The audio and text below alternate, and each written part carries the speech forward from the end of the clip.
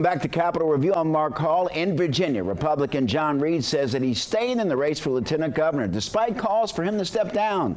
Recently, he addressed a few hundred people in Henrico less than a week after Governor Yougkin urged him to withdraw. This all is related to claims that he is the owner of a social media account that shared sexually explicit images. At the rally, Reid says he feels betrayed by those he supported in the past. His team claims that members of Yougkin's inner circle are engaging in a defamation campaign. But the advisor and executive director of Yougkin's Political Action Committee has refuted those claims. Returning to Capitol Review's Dr. Stephen Farnsworth. He's a professor and the director of the Center for Leadership and Media Studies at the University of Mary Washington. Dr. Farnsworth, welcome back. Glad to be here.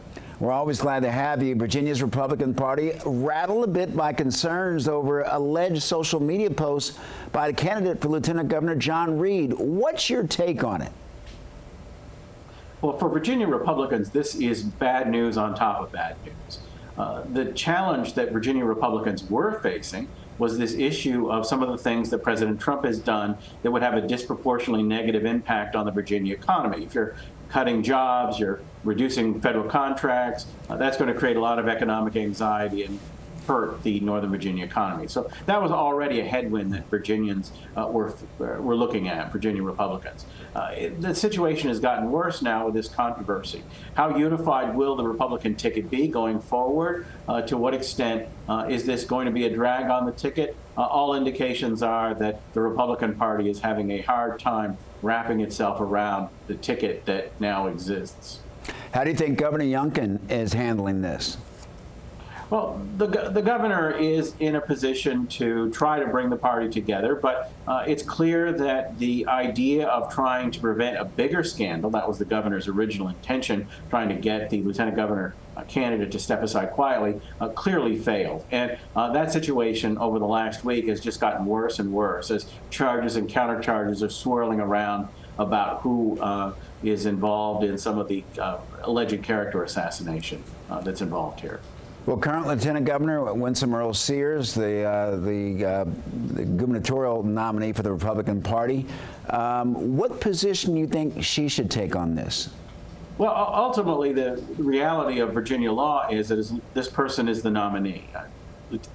And the reality is that that person has complete control over whether or not they remain the nominee. The party is looking for a resignation in some cases, but that's not going to happen. John Reid has made it very clear that he's in it for the duration. And so the Republican Party, it seems to me, has to accept that this is their ticket, and whatever scandal or controversy might be out there is simply the price of this ticket.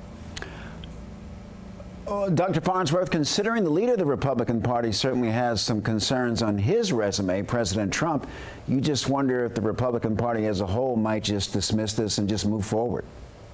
Well, maybe, but remember, you have a significant element within the Virginia Republican Party, within the Republican Party nationally, of people who are evangelical Christians and who really aren't that interested in seeing a gay candidate with or without scandal being a Republican nominee for office. And so there's going to be a big, big challenge, I think, going forward in terms of keeping people on board. The single biggest problem in a Virginia governor's election is the people who support you not showing up. It's not a presidential election year. It's not a year where senators are on the ballot. And so as a result, you have a potential risk of people staying at home.